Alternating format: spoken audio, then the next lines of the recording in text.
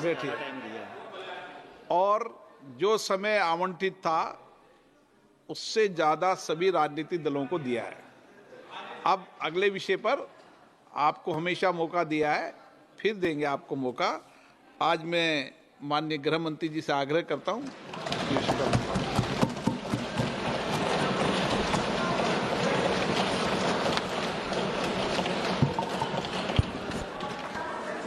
माननीय अध्यक्ष जी, मैं आपके प्रति आभार व्यक्त करना चाहता हूं कि इस महत्वपूर्ण विषय पर आपने मुझे बोलने का मौका दिया। माननीय अध्यक्ष जी, इस विषय पर चर्चा के लिए सत्र की शुरुआत में 2 दिन गतिरोध भी हुआ। इससे एक प्रकार की गैर समझ, गलत धारणा जनता के बीच में पड़ी कि हम लोग ये चर्चा नहीं चाहते। माननीय अध्यक्ष जी, मैं स्पष्ट करना चाहता हूं, संसद ये देश का चर्चा का सबसे बड़ा पंचायत है और हम भाजपा वाले, एनडीए वाले चर्चा से कभी नहीं भागते। कोई भी मुद्दा हो, संसद के नियमों के अनुसार चर्चा के लिए हम तैयार रहते हैं। हमने 2 दिन तक विपक्ष के चर्चा करी कि इसको बाद में किया जाए, 2 सत्र बाद में किया जाए, मगर नहीं माने। हमने हाँ भर दी। मेरा दायित्व है मान्यवर कि हमने क्यों ना बोली थी। ना बोलने के 2 कारण थे। एक कारण था कि चर्चा गहन पुनः निरीक्षण के नाम पर वो मांगते थे, एसआईआर के नाम पर मांगते थे। मान्यवर, मेरा बहुत स्पष्ट मत है कि एसआईआर पर इस सदन पे चर्चा नहीं हो सकती, क्योंकि गहन पुनः निरीक्षण की जिम्मेदारी भारत के चुनाव आयोग की है। भारत का चुनाव आयोग और चुनाव आयुक्त ये सरकार के तहत काम नहीं करते। अगर जब चर्चा होती है और कुछ सवाल खड़े किए जाएंगे तो इसका जवाब कौन देगा? मान्यवर, जब उन्होंने कहा कि हम चुनाव सुधार पर चर्चा करने के लिए तैयार है, हम तुरंत मान गए और आज चुनाव सुधार पर ही चर्चा हुई। मान्यवर, लगभग 63। प्लीज मान्य दादा, आप बीमार हो, मैं समझ रहा हूं, मगर बीमार ज्यादा हो तो घर पे रहा करो, यहां सदन का माहौल मत बिगाड़िए। मान्यवर, 63 सदस्यों ने प्लीज ऐसे माहौल ठीक रहना चाहिए। व्यक्तिगत बात है मेरी और दादा के बीच में, माहौल ठीक रहना चाहिए। मान्यवर, 63 सदस्यों ने पक्ष और विपक्ष से इस चर्चा में हिस्सा लिया है और जो चर्चा का समय हुआ था तय, उससे ज्यादा आपने समय लिया है। इसलिए भी मैं आपका धन्यवाद व्यक्त करना चाहता हूं। मान्यवर, चर्चा तय हुई थी चुनाव सुधारों के लिए, मगर ज्यादातर विपक्ष के सदस्यों ने एसआईआर पर ही चर्चा करी। अब चर्चा इन्होंने जिस तरह से शुरू करी है, जवाब तो मुझे देना पड़ेगा मान्यवर, और मैं मानता हूं उनको सुनना भी चाहिए।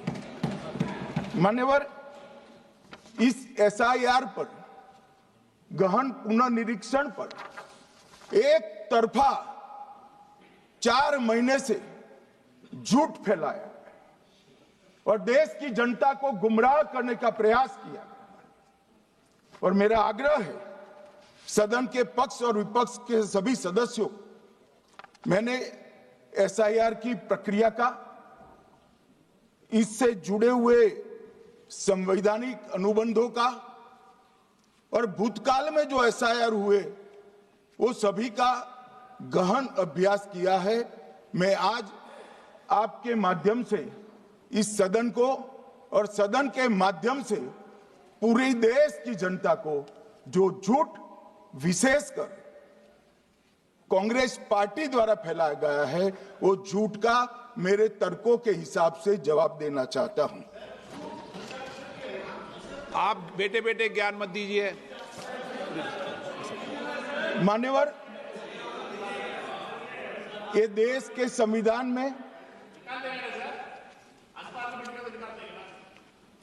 मान्यवर, ये देश के संविधान से, संविधान के अनुच्छेद 2 से चुनाव आयोग की रचना हुई। एक प्रकार से चुनाव आयोग एक संवैधानिक संस्था है। संविधान के अंदर चुनाव आयोग का गठन, उसकी शक्तियां, चुनावी प्रक्रिया, मतदाता की परिभाषा और मतदाता सूची को तैयार करने और उसके सुधारने के लिए की शक्तियां, इसके बारे में स्पष्ट प्रावधान किए गए। और मान्यवर, बड़ी विनम्रता से मैं बताना चाहता हूं कि प्रावधान जब किए गए तब हमारी पार्टी बनी ही नहीं थी। हमारी पार्टी के अलावे जो लोग हैं, इन लोगों ने संविधान सभा में चर्चा कर कर संविधान को बनाया था। इसलिए ये पूरी चुनाव की प्रक्रिया जो संविधान के अंदर व्याख्यायित की गई है और आज जो हो रहा है, ये दोनों के बीच में क्या अंतर है और आरोप क्या है, इसको मैं जवाब देना चाहता हूं। मान्यवर, फ्री एंड फेयर चुनाव कराने का हमारा संविधान ने जिम्मेदारी चुनाव आयोग की तय की। मतदाता सूची बनाने की और मतदाता सूची में सुधार करने की जिम्मेदारी भी चुनाव आयोग को दी। अनुच्छेद संविधान के भाग 15 में अनुच्छेद 324, इसमें चुनाव आयोग का गठन, चुनाव आयुक्त की नियुक्ति, लोकसभा, राज्यसभा, विधानसभा, उपराष्ट्रपति और राष्ट्रपति, ये सभी चुनाव का संपूर्ण नियंत्रण संविधान ने चुनाव आयुक्त को दिया है। और चुनाव आयुक्त एक से ज्यादा हो तो इलेक्शन कमिश्नर को दिया है। अब 325 जो अनुच्छेद है, वो किसी भी पात्र मतदाता को मतदाता सूची से बाहर नहीं रखा जाता, इसका प्रावधान करता है। मगर 326 एक गहन पुनर्निरीक्षण के लिए, एसआईआर के लिए बहुत महत्वपूर्ण है। क्या है 326 मान्यवर? इन्होंने मतदाता की पात्रता, योग्यता और मतदाता होने की शर्तें आर्टिकल 326 में तय की है। और वो शर्तें क्या है? सबसे पहली शर्त है कि मतदाता भारत का नागरिक होना चाहिए, विदेशी नहीं होना चाहिए। ये सबसे पहली शर्त है। और ये कह रहे हैं कि चुनाव आयोग क्यों ये कर रहा है? भाई, इसका दायित्व है, इसलिए कर रहे हैं। दूसरी है 18 साल से ज्यादा आयु का व्यक्ति मतदाता बन सकता है। तीसरा, वैधता का निर्धारण मानसिक असमर्थता, अपराध और भ्रष्टाचार में संलिप्तता के लिए जो कानून ने समय समय पर तय किया है, इसके पर। तो ये 3 पात्रताओं के आधार पर भारत के मतदाता होने की बात तय होती है। और ये 3 चीजें किसने देखनी है मान्यवर? चुनाव आयुक्त को देखनी है। चीफ इलेक्शन इलेक्शन कमीशन मतलब चीफ इलेक्शन कमिश्नर और कमिश्नर्स ने देखनी है। और 327 में मतदाता सूची, सीमांकन, चुनाव संचालन और उसके लिए कानून बनाने की सिफारिश संसद को करने की सत्ता चुनाव आयोग को दी है। कल हमारे सदस्य मनीष तिवारी कहते थे गहन पुनर्निरीक्षण का इनको अधिकार ही नहीं है। आर्टिकल 327 पूर्ण अधिकार देता है कि मतदाता सूची इस व्याख्या के आधार पर बनाने का अधिकार चुनाव आयोग को है। मान्यवर, अब एसआईआर पर ही सवाल उठा दिए। मान्यवर, इन्होंने कहा कि एसआईआर आज क्यों हो रहा है। मैं इनको थोड़ा इतिहास बता, और मान्यवर एक नई फैशन हो गई है, इतिहास बताते हैं तो नाराज हो जाते हैं कि आप इतिहास मत बताइए। अरे भला कोई भी प्रक्रिया, कोई भी देश, कोई भी समाज इतिहास को छोड़कर कैसे आगे बढ़ सकता है। इतिहास कोई भी समाज का महत्वपूर्ण अंग है। मान्यवर, हमारे लोकतांत्रिक इतिहास की शुरुआत 1952 से हुई, तो सबसे पहला गहन पुनर्निरीक्षण एसआईआर कब हुआ? 1952 में। एसआईआर की क्या जरूरत है वो कहते हैं, इसलिए मैं कहता हूं। तो उस वक्त प्रधानमंत्री कौन थे? जवाहरलाल नेहरू। किस पार्टी से थे? कांग्रेस पार्टी से। दूसरा कब हुआ? 1957 में। फिर जवाहरलाल नेहरू प्रधानमंत्री थे, कांग्रेस पार्टी से थे। तीसरा हुआ 61 में, उसमें भी जवाहरलाल नेहरू प्रधानमंत्री थे और कांग्रेस पार्टी से। 65-66 में भी हुआ, एक ही गहन पुनर्निरीक्षण 2 साल में हुआ। उस वक्त भी श्री लाल बहादुर शास्त्री प्रधानमंत्री थे, कांग्रेस पार्टी थे। 83-84 में हुआ, इंदिरा जी थी। 87-89 में हुआ, राजीव गांधी थे। 92-93-95 में हुआ, नरसिम्हा राव थे। 2002 और 3 में हुआ, तब श्री अटल बिहारी वाजपेयी थे। मान्यवर, 2004 में गहन पुनर्निरीक्षण समाप्त हुआ, तब डॉक्टर मनमोहन सिंह जी प्रधानमंत्री थे। तो 2, 3, 4 का एक गहन पुनर्निरीक्षण हुआ, एसआईआर हुआ। उसमें 2 साल एनडीए के प्रधानमंत्री थे, भाजपा के थे, और 1 साल डॉक्टर मनमोहन सिंह। 2004 के बाद सीधा 2025 में गहन पुनर्निरीक्षण हो रहा है, और इस वक्त हम हैं। एक पूरा गहन पुनर्निरीक्षण एसआईआर की प्रक्रिया का आज तक 2004 तक किसी भी दल ने विरोध नहीं किया है। मान्यवर, क्योंकि ये चुनाव को पवित्र रखने की प्रक्रिया है, चुनाव के उद्देश्यों को, लोकतंत्र को स्वस्थ रखने की प्रक्रिया है। अगर लोकतंत्र में चुनाव जिसके आधार पर होते हैं वो मतदाता सूची ही प्रदूषित है, तो चुनाव कैसे साफ और सुथरे हो सकते हैं। मानो समय समय पर मतदाता सूची का गहन पुनर्निरीक्षण जरूरी है, इसलिए चुनाव आयोग ने फैसला किया कि 2025 में इसको किया जाएगा। मान्यवर, एक बीच में एक घटना मैं जरूर कहना चाहूंगा। 2010 में एक चुनाव आयुक्त महोदय ने निर्णय किया कि रिटर्निंग ऑफिसर को मतदाता सूची में से नाम काटने का अधिकार नहीं है, और उसके बाद से किसी की मृत्यु हुई तो भी नाम नहीं कटते थे, कोई एक क्षेत्र से दूसरे क्षेत्र में गया तो भी नाम नहीं कटते थे। एक व्यक्ति का ट्रांसफर हो गया तो कोयम्बटूर से वो शिमले चला गया, भारत सरकार का कर्मचारी है, तो उसका नाम कोयम्बटूर में भी रहता था, शिमला में रहता था, क्योंकि 2010 में, मैं बताता हूं किस, मैं बख्शूंगा नहीं, आप चिंता मत करो, क्योंकि 2010 में एक व्यवस्था हुई कि किसी का नाम नहीं काट सकते, और उस वक्त भी कांग्रेस पार्टी की सरकार थी। तो एक गहन पुनर्निरीक्षण क्या है? मानो एक गहन पुनर्निरीक्षण है कि जिनकी मृत्यु हो गई उनके नाम कट जाए, जो 18 साल से बड़े हो गए उनके नाम जोड़ जाए, जो किसी भी प्रकार से 2 जगह मतदाता है उनके नाम कट जाए, और जो विदेशी नागरिक है उनको चुन चुन कर डिलीट किया जाए।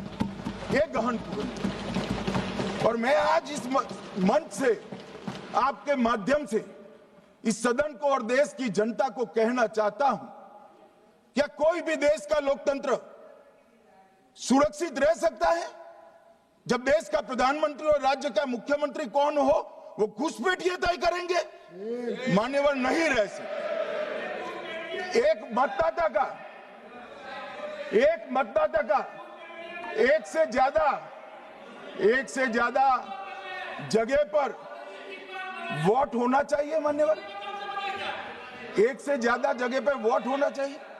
जो लोगों का मृत्यु हो चुका है मान्यवर, जिन लोगों का मृत्यु हो चुका है उनका वोट मतदाता सूची में होना चाहिए मान्यवर। ये एसआईआर और कुछ नहीं है, मतदाता सूची का शुद्धिकरण है। मैं मानता हूं इससे कुछ दलों के राजनीतिक स्वार्थ आहत होते हैं। मुझे उन दलों के प्रति एक प्रकार से अनुकंपा भी है, क्योंकि देश के मतदाता तो वोट देते नहीं है। ये थोड़े विदेशी दे देते थे, वो भी चले जाएंगे। मगर मान्यवर, क्या हमने भारत के नाते निर्णय करना पड़ेगा कि इस देश की संसद को चुनने के लिए, राज्य की विधानसभा को चुनने के लिए विदेशी को वोट देने का अधिकार देना है या नहीं देना है? और मेरा मत है, मेरा विनम्र मत है मान्यवर, कि ये नहीं देना चाहिए।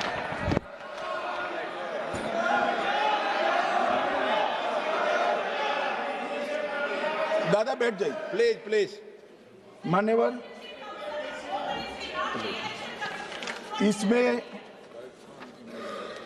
इसमें कानूनी स्थिति का प्रश्न नहीं है।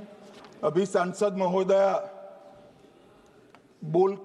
बोला कि इलेक्शन कमीशन का अधिकार नहीं है।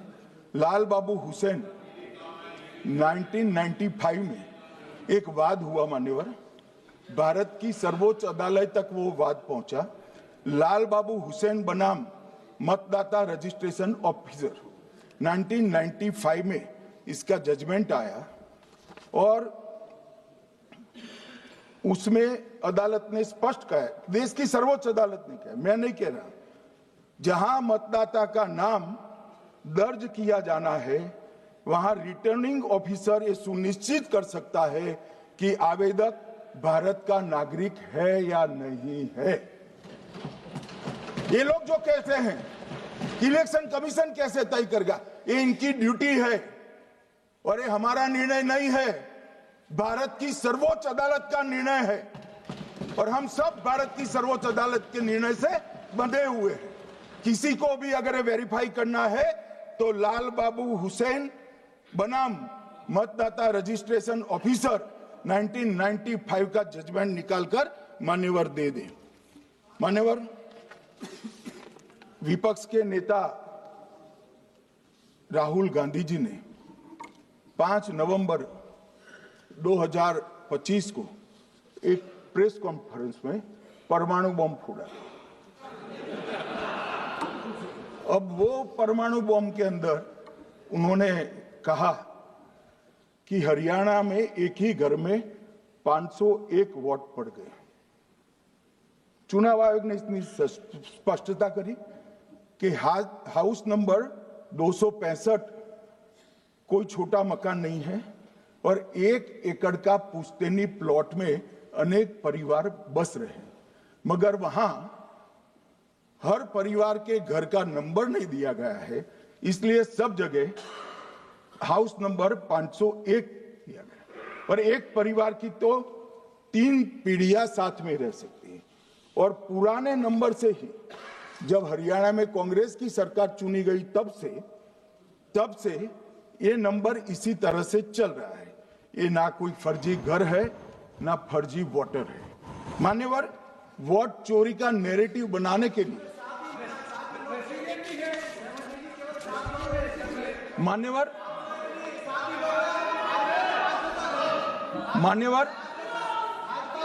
बिहार में भी मेरा भाषण पूरा हो जाने दो। नहीं, आप अभी पूरा भाषण नहीं, कई बार नाम आएगा।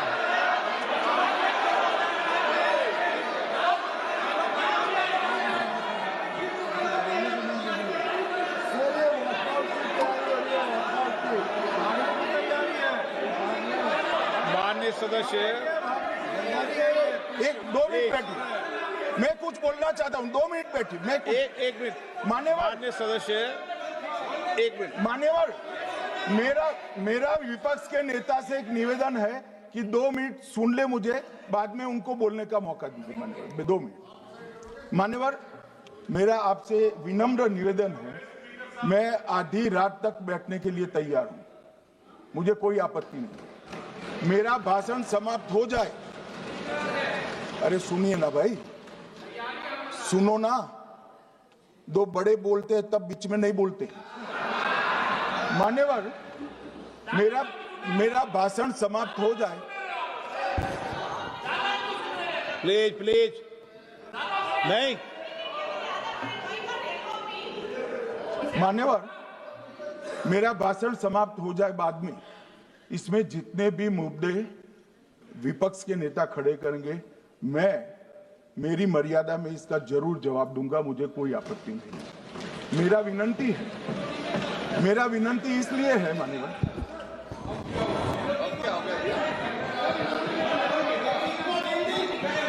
एक मिनट,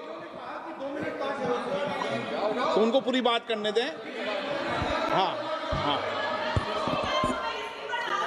मान्यवर, मेरा विनंती भी, मान्यवर, नो प्लीज, डिबेट नहीं करते बेटे। मान्यवर, मेरा विनंती इसलिए है कि शायद वो जो मुद्दा खड़ा करना चाहते हैं उसका जवाब मेरे आगे भाषण में आ जाएगा तो मुद्दा ही नहीं बचेगा, इसलिए मैं कह रहा हूं मुझे पूरा सुन लिया जाए। मान्यवर, बिहार में एक मतदाता की उम्र 34 साल बताई गई, 34 साल की है, इसको 124 साल बताया गया। सच था कि इसमें उम्र 124 बार छपी थी। बाद में मिंता देवी जी ने खुद बताया कि उन्होंने ऑनलाइन आवेदन किया था और वो ऑनलाइन आवेदन करने में गलती हो गई, इसके कारण उम्र 124 बार साल छपी थी। अब इसके आधार पर मतदाता सूची पर प्रश्न कर दिए। सुबोध कुमार नवादा, प्रेस कॉन्फ्रेंस में कहा गया कि एक राजनीतिक दल के बीएलए है, इनका नाम कभी आया ही नहीं, वो भी सच नहीं निकला।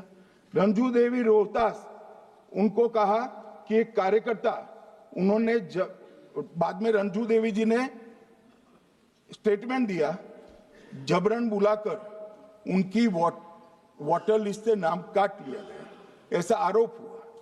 तो रंजू देवी ने यही कहा कि कांग्रेस के कार्यकर्ताओं को कहने पर मैंने गलत जानकारी दी थी।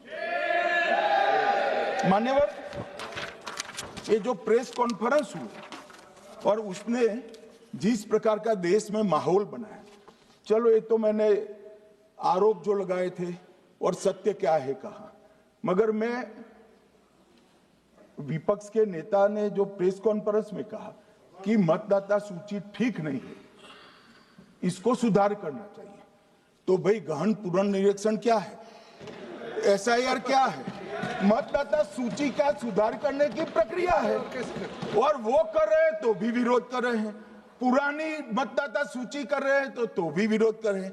भाई मतदाता सूची पुरानी हो या नहीं, आपका हारना तय है, ये मतदाता सूची से नहीं होता। मान्यवर, उन्होंने कहा, अपने लॉजिक के समर्थन में कहा कि भारतीय जनता पार्टी को कभी एंटी इनकम्बेंसी का सामना नहीं करना पड़ता। मान्यवर, एंटी इनकम्बेंसी इनके खिलाफ होती है जो जनहित के विरुद्ध काम करे। ये बात सही है कि भाजपा को एंटी इनकम्बेंसी का फायदा विरोध बहुत कम करना पड़ता है। हमारी सरकारें बार बार चुनकर आती हैं, चाहे राज्य में है या केंद्र में, परंतु ऐसा नहीं है कि हम 2014 के बाद एक भी चुनाव नहीं हारे। छत्तीसगढ़ में 18 में हारे, राजस्थान में 18 में हारे, मध्य प्रदेश में 18 में हारे, कर्नाटक में भी 14 के बाद हारे, तेलंगाना में हम जीत नहीं पाए, चेन्नई में हम जीत नहीं पाए, बंगाल में भी हम हारे। भाई तो तब तो ये मतदाता सूची बहुत अच्छी होती है, तब से नए कपड़े पहनकर आप शपथ ले लेते हो। उस वक्त मतदाता सूची का विरोध नहीं करते हो, और जब मुंह की पटखनी पड़ती है बिहार की तरह, तब मतदाता सूची का विरोध करते हो। माननीय मेरे दोहरे मापदंड नहीं चलेंगे लोकतंत्र में। जब आप जीतते हो तब चुनाव आयोग महान है, जब आप हारते हो तो चुनाव आयोग निकम्मा है, बीजेपी का कहने पर चलता है। जब आप जीतते हो मतदाता सूची अच्छी है, मतदाता सूची अच्छी है, और जब आप हारते हो तो मतदाता सूची खराब है। मान्यवर, मुझे कोई आपत्ति नहीं, इस प्रकार का भ्रांति फैलाए तो फैलाए। मेरा दायित्व है कि इस देश की जनता को एक ड्यूअल स्टैंडर्ड की जानकारी देना, जो मैं आज इस सदन में खड़े होकर दे रहा हूं। मान्यवर, आगे पर भी मैं इस विषय को कहूंगा और ढेर सारे आरोपों के मेरे पास जवाब है। जो 3 प्रेस कॉन्फ्रेंस में, एक सादा प्रेस कॉन्फ्रेंस, एक एटम बम वाला प्रेस कॉन्फ्रेंस, एक परमाणु बम वाला, ये तीनों में क्या हुआ, इसके सारे जवाब में मेरे पास है। मान्यवर, अब ये कहते हैं कि 2-2 जगह है, 2-2 जगह मतदाता है। मान्यवर, किन किन लोगों के 2-2 जगह मतदाता, मैं इसमें जिनके नाम 2 जगह रजिस्टर्ड है उसका दोष नहीं निकालता मैं, क्योंकि एक जगह से कोई व्यक्ति दूसरी जगह गई तो 2010 के बाद इसको डिलीट करने का अधिकार आरओ के पास से ले लिया गया। इसके कारण ये विसंगतियां खड़ी हुई है। किसके हैं? श्री प्रशांत किशोर जी के 2 जगह मतदाता है, पवन खेरा जी का भी है, तेजस्वी यादव का स्वयं का है, टी सिद्दीकी एनआईसी केरल के नेता का है, मान्यवर संजय सिंह आप पार्टी के नेता के हैं, एक किशोरी पेडनेकर यूबीटी शिवसेना के हैं, इनका भी है।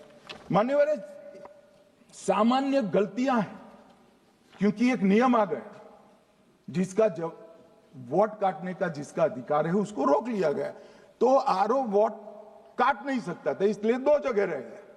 अब वो ही एक गहन पुनर्निरीक्षण से सुधरना है, मगर आप गहन पुनर्निरीक्षण को वोट चोरी कह रहे हो।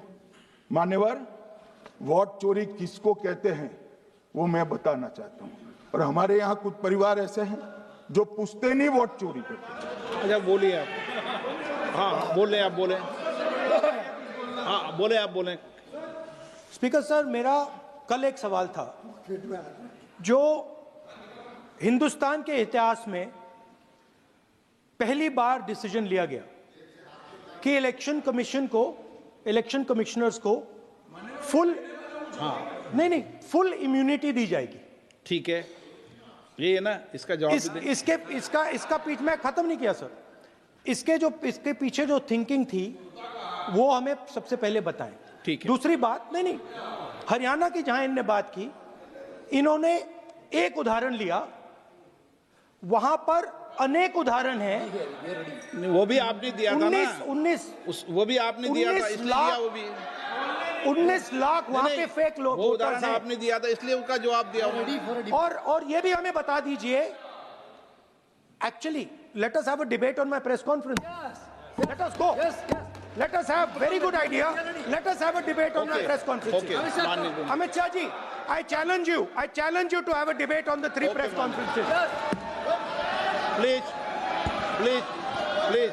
ठीक है, बैठ जाइए, बैठ जाइए। माननीय, प्लीज माननीय, आपने बात की थी, प्लीज।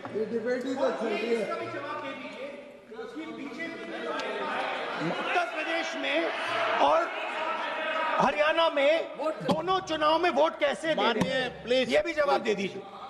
माननीय गृह मंत्री जी।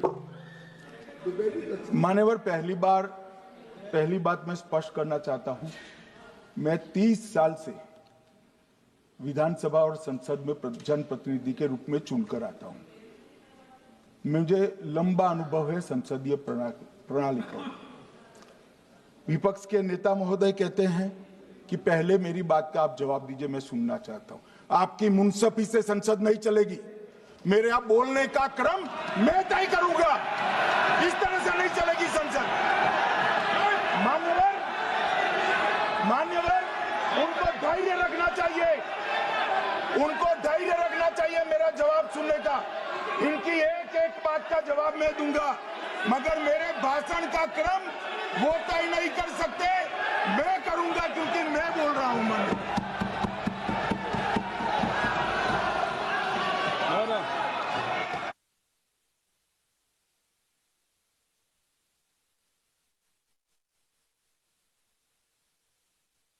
एक मिनट गृह मंत्री जी, एक मिनट गृह मंत्री, क्या गलत बोला उन्होंने यही बोला, आपने जो बात उठाई है मुझे कब बोलना है मैं तय करूंगा, यही बोला ना, उसमें क्यों उत्तेजित हो रहे हो आप?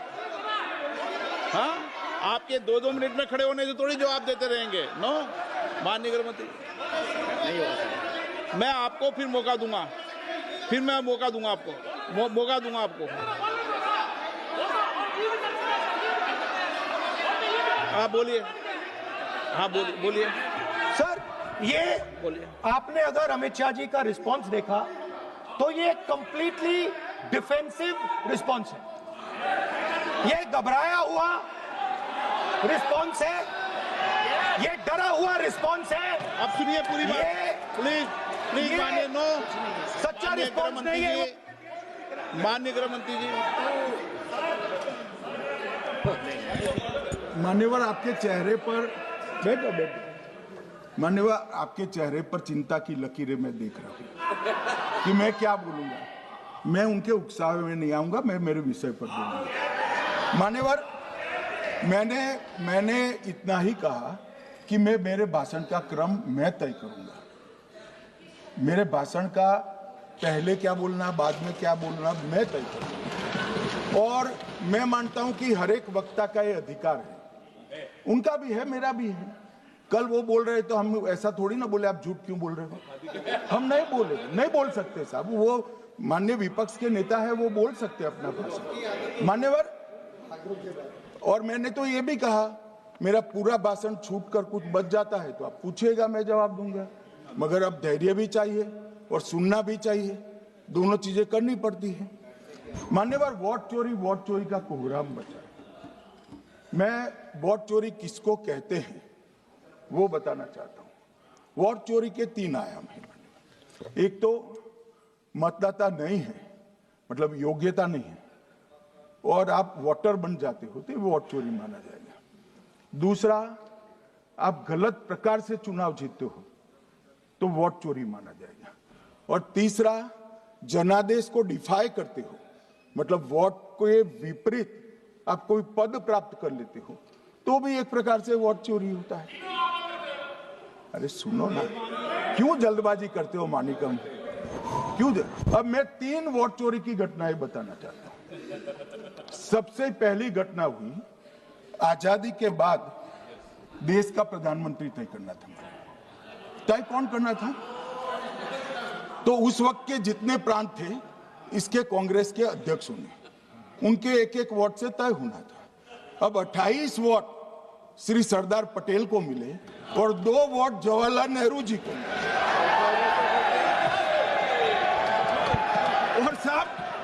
और साहब प्रधानमंत्री जवाहरलाल जी बने।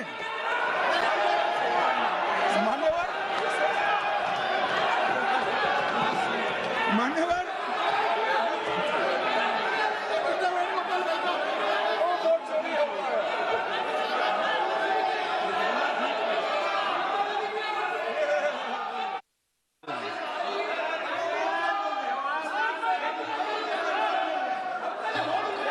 प्लीज माननीय गृह मंत्री जी, माननीय गृह मंत्री जी, प्लीज।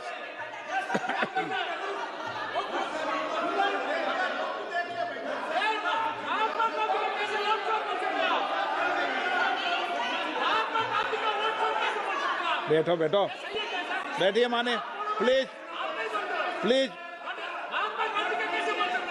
प्लीज।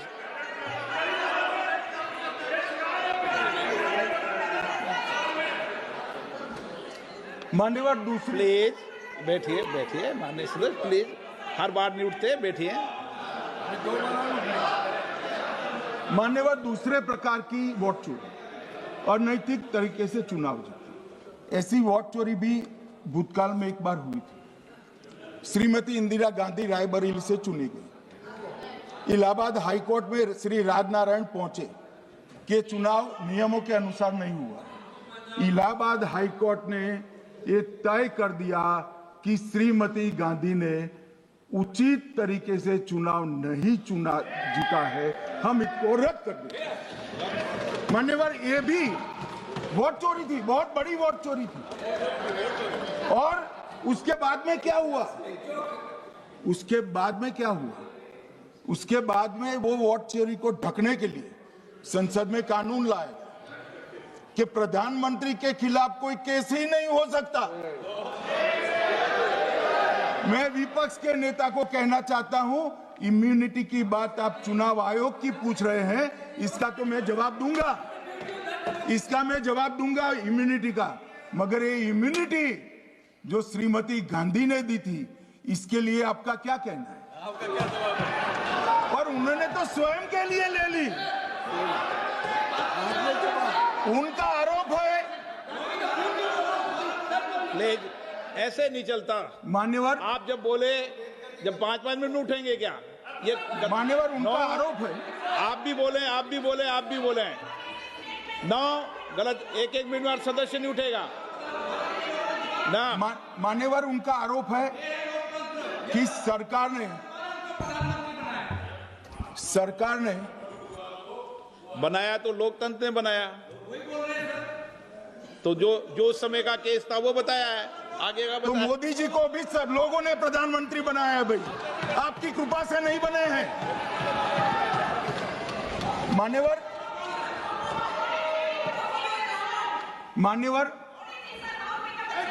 इस तरह से माननीय तरीका ठीक नहीं है आपका, 2-2 मिनट में उठना।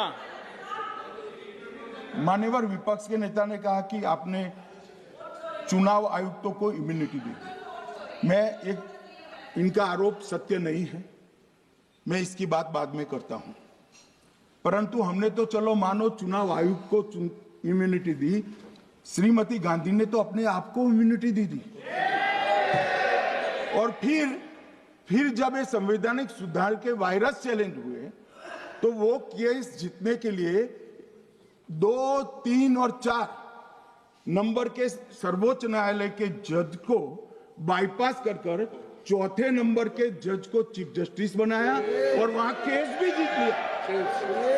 और मान्यवर, ये तो इतिहास है, कौन झुठला सकता है? इनको कोई पढ़ाता नहीं है इतिहास, ये तो इतिहास है, सर्वोच्च अदालत और संसद के रिकॉर्ड में रखा हुआ इतिहास है। इसके खिलाफ लल्लन सिंह जैसे कितने लोग पूरा जीवन लड़े बिहार में, इमरजेंसी के खिलाफ जेल में गए, लाखों लोग गए।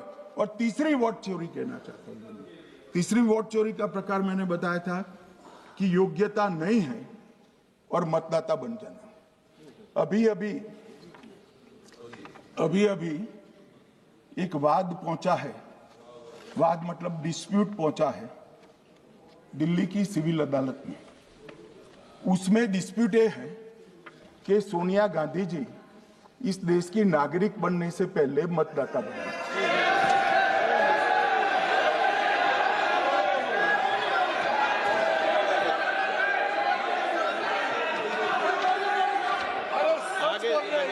आगे सुनो, बोल क्या रहे, पूरी बात तो सुनो।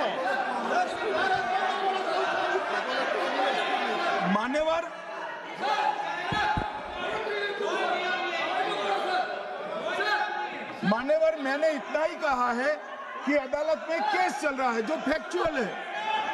अब जवाब तो उनको अदालत में देना है, सोनिया जी ने यहां क्यों दे रहे? अदालत में जवाब देना है।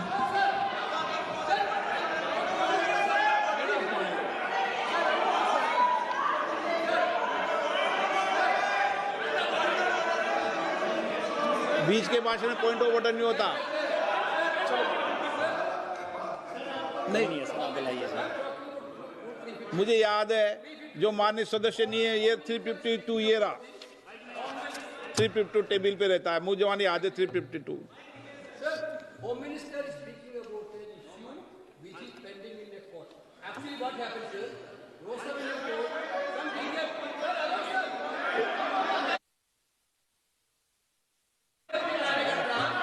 filed a case on Madam Sonia Gandhi's voting on that 80.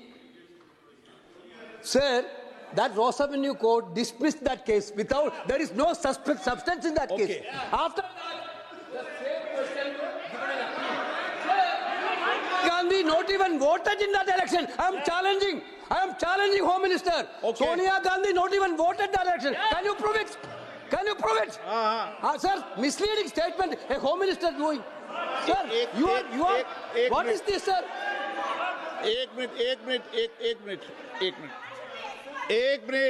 एक मिनट प्लीज दादा, एक मिनट प्लीज। नो, बैठिए। नो नो, मान्य प्लीज। देखिए माननीय सदस्य,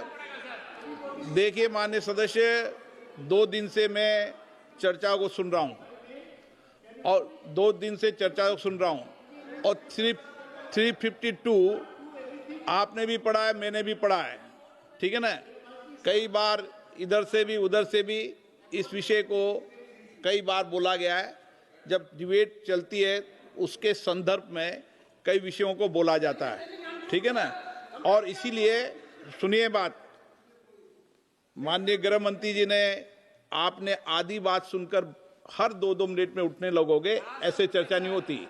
आप उनकी पूरी बात को सुनिए, क्या संदर्भ था, उन्होंने कोई फैसला नहीं दिया है, उन्होंने एक जानकारी जो आई है वो जानकारी सदन के पटल पे रखी है।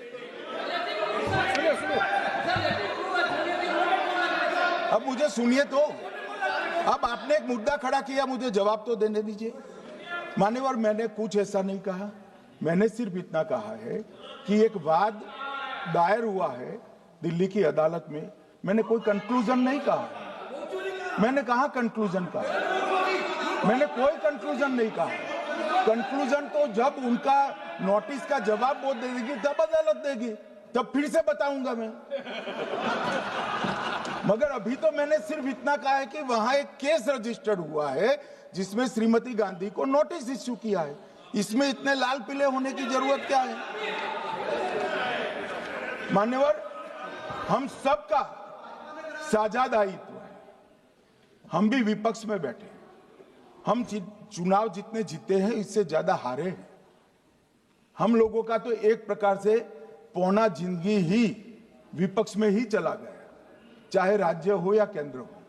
कई चुनाव हमारे, हमने चुनाव आयुक्त और चुनाव आयोग पर कभी आरोप नहीं लगाया। एक नया पैटर्न खड़ा, एक नया पैटर्न। मैं पूरा वाक्य नहीं बताना चाहता। श्रीमती ममता बनर्जी ने चुनाव आयोग पर आरोप लगाए, स्टालिन जी ने लगाए, बीडी सतीशन जी ने लगाए, श्री राहुल गांधी ने लगाए, मल्लिकार्जुन खड़गे जी ने लगाए, तेजस्वी यादव जी ने लगाए, अखिलेश यादव जी ने लगाए, वी शिवन कुट्टी ने लगाए, हेमंत सोरेन जी ने लगाए, भगवंत मान जी ने लगाए। अब पहले तो ऐसी परंपरा सिर्फ कांग्रेस पार्टी में थी, मगर संपर्क का दोष कहता होता है साहब, ये सारे इंडिया अलायंस वाले चुनाव आयोग के खिलाफ आते। मान्यवर, चुनाव आयोग एक तटस्थता से चुनाव कराने वाला संस्थान बनाया गया और इसकी मान्यता कोई पॉलिटिकल पार्टी ने नहीं दी। भाग और अनुच्छेदों के तहत हमारे संविधान ने दी और ये संवैधानिक प्रक्रिया है। इस संवैधानिक प्रक्रिया पर सवाल खड़े कर कर, अनर्गल आरोप कर कर आप पूरे चुनाव आयोग की एक प्रकार से पूरे दुनिया में इसकी छवि को धूमिल करने का काम कर रहे हैं। आपको लगता है कि आप सरकार की छवि धूमिल करें? ना जी, आप पूरी दुनिया में भारत के लोकतंत्र की छवि को धूमिल करें। मान्यवर, सरकार का तो इतना ही सवाल है, मान्यवर सरकार का तो इतना ही सवाल है कि भारत के मतदाता क्या सोचेंगे, मगर मतदाता का सोचने का सवाल नहीं है। मतदाता को तो मालूम है कि हमने तो वोट दिया है इसलिए चुनकर आए हैं, तो उसके मन में कोई डाउट नहीं है। ये वोट चोरी करते रहे, घुसपैठिया बचाओ यात्रा निकाली और बिहार में 2/3 बहुमत से हम जीते।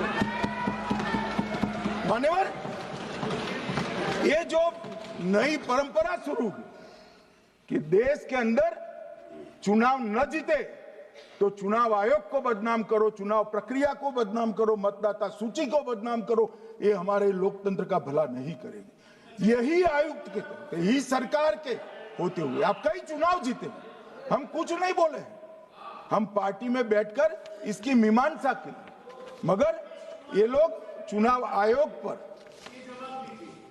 प्लीज नो, आप बैठिए, आप ठीक है बैठिए। माननीय सदस्य प्लीज, प्लीज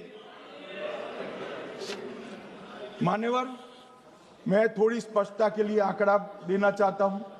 मई 14 में श्रीमान नरेंद्र मोदी इस देश के प्रधानमंत्री बने, तब से उनको आपत्ति है। तो एनडीए क्या क्या जीती? 3 लोकसभा चुनाव हम जीते, 41 राज्यों के विधानसभा चुनाव जीते, तो हम 44 विधानसभा टोटल चुनाव जीते हैं 2024 से 25 तक। मगर वो भी 30 चुनाव जीते हैं अलग अलग विधानसभा में, 30 जगह पे। अगर मतदाता सूची करेक्ट है तो क्यों शपथ लिया, क्यों चुनाव लड़ा?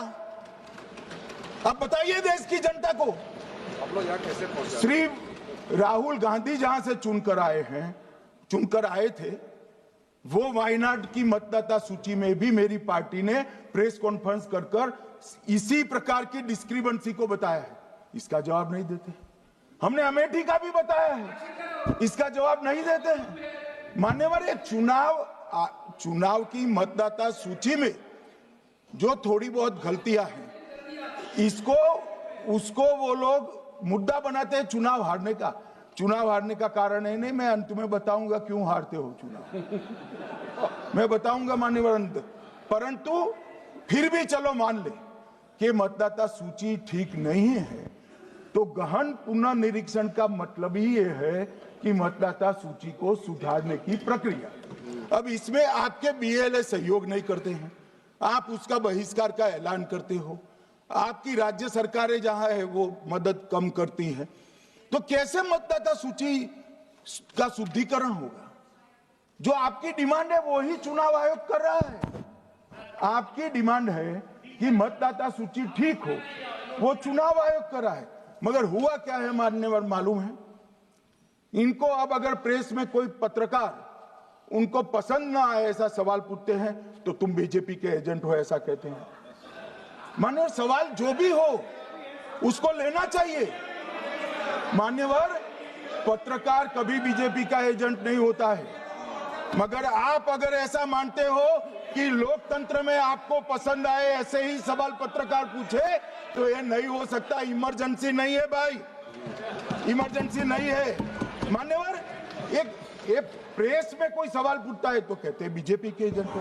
केस हारते हैं तो जज पर आरोप कर देते हैं, चुनाव हारते हैं तो ईवीएम पर आरोप करते हैं। ईवीएम की दलील अब गले नहीं उतरती तो वोट चोरी का मुद्दा लेकर आए। वोट चोरी का मुद्दा लेकर पूरा बिहार में यात्रा निकाली, फिर भी हार गए। अब हारने का कारण आपका नेतृत्व है, ये हारने का कारण ईवीएम और मतदाता सूची नहीं। और अगर ये मानते हैं मान्यवर,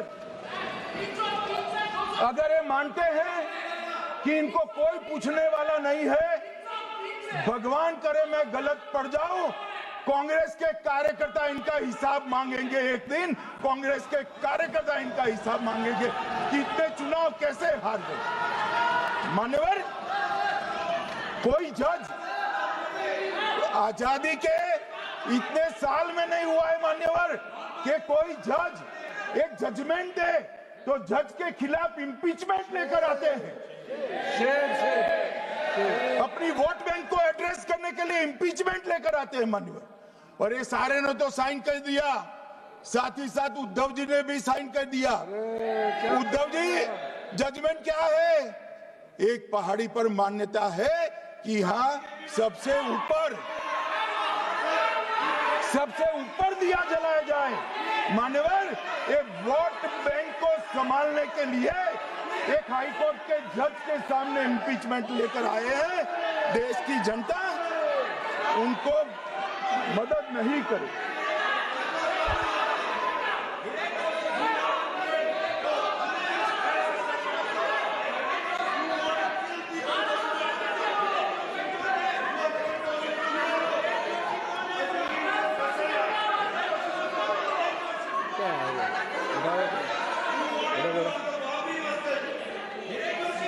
प्लीज नो, माननीय गृह मंत्री जी। गौरव जी बैठ जाइए, नया मुद्दा शुरू हो रहा है। प्लीज, अरे भैया प्लीज मेरी बात सुनो ना। माननीय गृह मंत्री जी, माननीय गृह मंत्री जी, माननीय गृह मंत्री जी, नया मुद्दा शुरू हो रहा है, फिर से खड़ा होगा माननीय होना। आप बैठ जाइए। प्लीज। नो नो,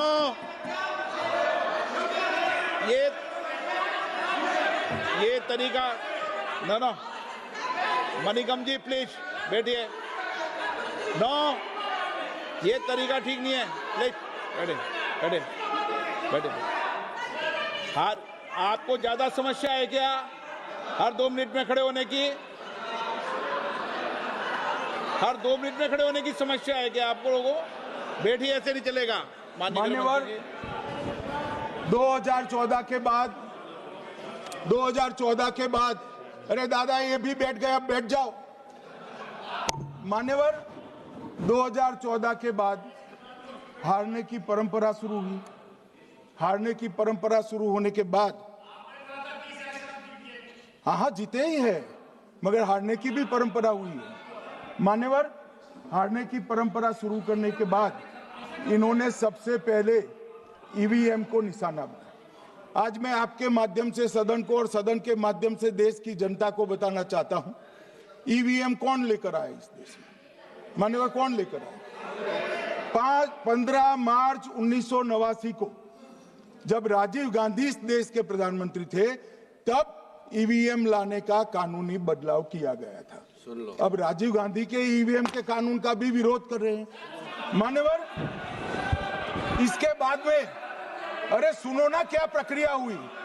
इसके बाद में ईवीएम के खिलाफ किसी ने याचिका करी। इस देश की सर्वोच्च न्यायालय के 5 जजों ने बैठकर ईवीएम के कानूनी बदलाव को 2002 में उचित ठहराया। मानो राजीव गांधी को भी नहीं मानते, सर्वोच्च अदालत को भी नहीं मानते हैं। फिर 98 में मध्य प्रदेश, राजस्थान और दिल्ली, इसमें सिर्फ 16 विधानसभाओं में इसका ट्रायल लिया गया। कितना केयरफुल है ये भी बताता हूं। हुडा बैठो, ये भी कितना केयरफुली चुनाव आयोग आगे बढ़ा है। मध्य प्रदेश, राजस्थान और दिल्ली, ये राज्यों की सिर्फ 16 विधानसभा में इसका ट्रायल लिया गया। हर प्रकार से चेक कर ईवीएम का उपयोग सबसे पहली बार पूरे देश में 2004 में हुआ। 2004 का महत्व है माननीय, सबसे पहले 2004 में हुआ। पूरे लोकसभा चुनाव हमारे समय में ईवीएम का उपयोग हुआ। लाए राजीव गांधी, वहां से लेकर 2004 तक। और 2004 के चुनाव में कौन जीता भाई? वो जीत गए। उस वक्त ईवीएम की चर्चा बंद। 2009 का चुनाव हुआ, पूरा ईवीएम से हुआ, ये जीत गए। चुप्पी साध ली। 2014 में सब हम जीते तो कौ चालू कर दी। वो सरकार में थे। मान्यवर, ये क्या है? जब कानून आप लाए, मशीन आपने इंट्रोड्यूस किया, चुनाव आप पहला जीते मशीन से, दूसरा चुनाव जीते, मौत से 10 साल राज किया और हार गए तो फिर रोते हैं। मान्यवर, देश की जनता मानती है इसको। और दूसरी बात जब चुनाव आयोग को भी लगा कि सच्चे झूठे आरोप होते हैं, तो इस पर रिसर्च की एक प्रक्रिया हुई। मानिएगा 5 साल रिसर्च के बाद वीवीपीएटी की इंट्रोडक्शन हुआ। ये वीवीपीएटी क्या है? मैं जब वोट दबाता हूं तो समझ गए दादा, धन्यवाद। मान्यवर, मैं जब वोट दबाता हूं तो मैंने कमल के निशान पर वोट दबाया, तो पास में एक पर्ची निकलती है कि आपका वोट कमल के निशान पर रजिस्टर हो गया है। फिर भी आरोप हुए कि पर्ची और ये 2 अलग होते हैं। तो चुनाव आयोग ने निर्णय किया कि 5% ईवीएम और वीवीपैट के परिणाम कंपेयर होंगे। तो मशीन खुला, इसमें 396 वोट मिले। तो वीवीपैट में कितने वोट मिले? तो 396 है या नहीं है, ये 5% मशीनों में मिलता है। मान्यवर, मैं आंकड़े लेकर आया हूं चुनाव आयोग को पूछकर आज कि कितने वीवीपैट और मशीन का मिलान नहीं हुआ। आज तक 16,000 मशीन और वीवीपैट का मिलान हुआ है, एक भी वोट का बदलाव नहीं। और ये जब मतगणना होती है तब उनके पोलिंग एजेंट बैठते हैं मान्यवर, परिणाम पर वो साइन करते हैं, दोनों प्रकार के, मशीन के और वीवीपैट के परिणाम पर भी साइन करते हैं मान्यवर। और ये इस पर आरोप लगा रहे हैं मान्यवर। अब ये कह रहे हैं कि उस वक्त वाईफाई नहीं थी। सबसे पहली बात, 2004 में वाईफाई आ चुकी थी, मगर फिर भी चलो मान लो, आरोप लगाते गए। ईसीआई ने 2009 में एक छेड़छाड़ के आरोप पर भाग लेने के लिए 10 राज्यों में 100 ईवीएम लगाई गई। सब लोगों ने प्रयास किया, 2009 में कोई छेड़छाड़ नहीं कर पाए, फिर भी आरोप लगाए। तो 2017 में इलेक्शन कमीशन ने जून 2017 में 3 दिन तक ईवीएम इलेक्शन कमीशन की ऑफिस में रखे कि कोई भी पार्टी आकर, कोई भी टेक्नोक्रेट आकर, कोई भी साइंटिस्ट आकर ईवीएम को हैक कर कर बता दे। ये तो गए ही नहीं, ये नहीं गए मान्यवर। ये सिर्फ प्रेस में आरोप करते, ना अदालत में जाते हैं, ना चुनाव आयोग के पर जाते मान्यवर, मगर एक्सपर्ट भी नहीं गए। आप कोई एक्सपर्ट भेज देते भैया, एक्सपर्ट भी नहीं भेजा। और मान्यवर 2017 में फिर चुनाव आयोग इस निर्णय पर पहुंचा कि आने वाले सब चुनाव ईवीएम से होते हैं। अब चुनाव आयोग ने तो निर्णय कर दिया, मगर मैं भी साहब थोड़ा ज्यादा सोचता हूं। तो मैंने सोचा साला ये चुनाव आयोग कहता है कुछ नहीं हो रहा है, कुछ नहीं हो रहा है, तो ये लोग आरोप क्यों लगा रहे हैं?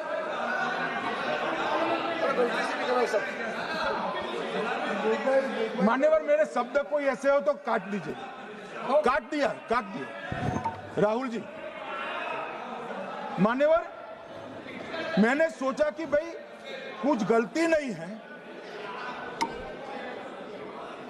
मान्यवर, कोई गलती नहीं है, तो ये लोग विरोध क्यों कर रहे हैं? फिर मुझे याद आया कि मान्यवर, जब इनके जमाने में चुनाव होते थे, बिहार और यूपी में सरकारें बनाती होती थी, पूरे के पूरे वोट के बक्से हाईजैक कर लिए जाते। ईवीएम आने से ये बंद हो गया, ईवीएम आने से बंद हो गया। और मान्यवर, चुनाव की चोरी बंद हुई है, इसलिए पेट में दर्द हो रहा है। ईवीएम का दोष नहीं है, चुनाव जीतने का तरीका जनादेश नहीं था, करप्ट प्रैक्टिसेस थी, इसके कारण चुनाव जीतते थे। अब आज ये पूरे एक्सपोज हो चुके हैं। जब जनादेश पर चुनाव होता है तो आप जीत सकते हो, जीतो, स्वागत है उसका, मगर जब हारते हो तो अन्य कारण बताना, जैसे पहले मैंने कहा, ऐसा बताना ये ठीक नहीं है। मान्यवर, कल मैंने लीडर ऑपोजिशन का भाषण स्वयं यहां बैठकर सुना है। पूरा भाषण उनका धागों में उलझ गया, थ्रेड्स में उलझ गया। मान्यवर, ये कहते हैं पीएम का शेड्यूल देखकर चुनाव आयोग चुनाव तय करता है।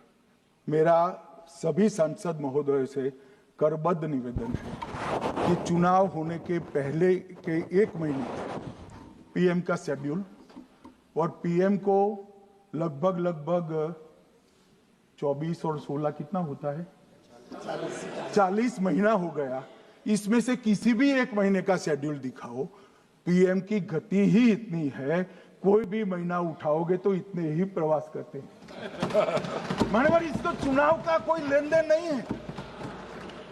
हमारे प्रधानमंत्री जनसंपर्क में आजादी के बाद सबसे ज्यादा प्रवास करने वाला प्रधानमंत्री, और मैं जानता हूं साहब, मैं जानता हूं नरेंद्र मोदी जी को 2001 से मैं बता सकता हूं, एक भी दिन की छुट्टी नहीं, एक भी वैकेशन नहीं, लगातार जनता का काम करना। मैंने कभी नहीं देखा उनको वैकेशन में। कई बार इनका अनुकरण करने का प्रयास करते हैं तो बीपी बढ़ जाता है। इतना ये फिर उठ जाएंगे प्लीज। मान्यवर, ये पूरी चर्चा चुनाव सुधार पर थी। मैंने आज ये भी जांच करा,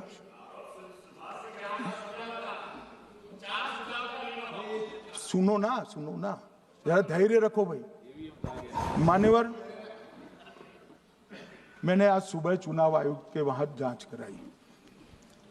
जांच मतलब कोई गोपनीय चीज नहीं पूछी है, आप इसका इशू मत बने।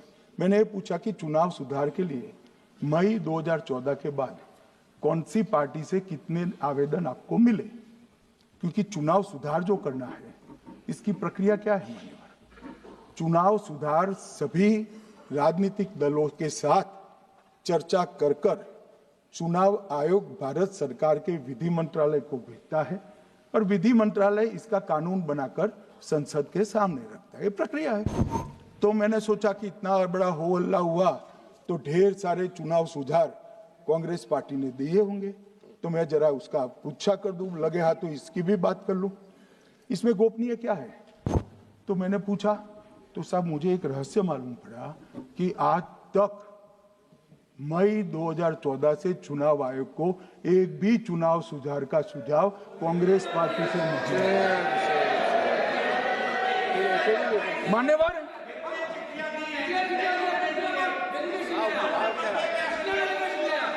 बैठे मैं बताता हूं।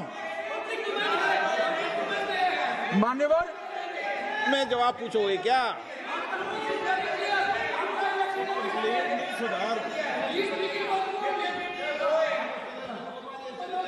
आप भी बोले, हर बोलने पर एक एक बार उठेंगे क्या? हर चीज का जवाब पूछेंगे क्या आप? नो, ये तरीका ठीक नहीं है। नो, ये तरीका ठीक नहीं है। नो माननीय सदस्य, प्लीज बैठिए,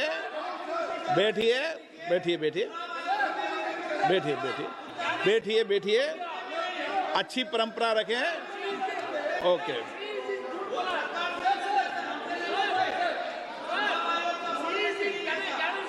नो प्लीज, हर 2 मिनट में नहीं उठते। अच्छी है। नो, ऐसी नो, प्लीज बैठिए आप, प्लीज बैठिए,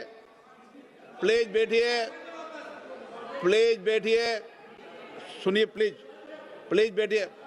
माननीय सदस्यगण, ये कभी परंपरा नहीं रही कि सत्ता पक्ष और प्रतिपक्ष का कोई भी माननीय सदस्य कभी बोल रहा हो तो हर विषय पर बैठे बैठे टिप्पणी करना या हर विषय पर खड़े होकर सवाल पूछना, ये परंपरा कभी नहीं रही। आपने भी भाषण दिया आज, आपको कोई ने बीच में उठ के पूछा कोई ने? माननीय गृह मंत्री जी, अच्छी परंपराएं लागू करो, अच्छी तरह चलाएं सदन। मैं मेरे स्टेटमेंट पर कायम हूं। नरेंद्र मोदी सरकार बनने के बाद आज तक कांग्रेस पार्टी ने चुनाव आयोग को एक भी चुनाव सुधार का प्रपोजल नहीं दिया। मान्यवर, ये कई बार मिलने गए हैं, मैंने उनका प्रेस कॉन्फ्रेंस भी देखा है। उनका प्रेस कॉन्फ्रेंस था चुनाव प्रक्रिया के अंदर उनका जो डिस्प्यूट है वो ऑन गोइंग इलेक्शन में इसको रजू करने का।